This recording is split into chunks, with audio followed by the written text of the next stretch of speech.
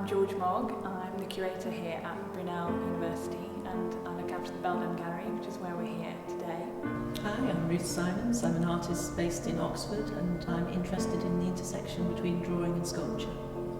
I'm Jayne Wilton. I'm an artist that works with recording the human breath. I'm particularly interested in looking at showing people ways of experiencing something they think they know already.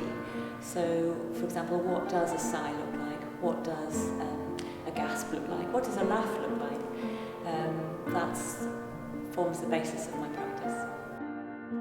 So the title for the exhibition is Surge.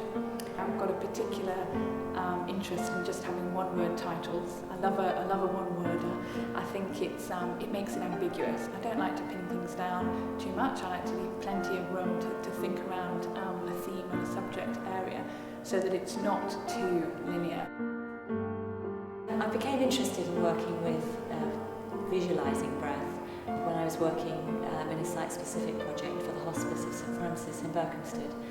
And there I started working on recording breath by just the simple blowing on candles, the dynamics that play out when a breath sort of disturbs the flow of a candle.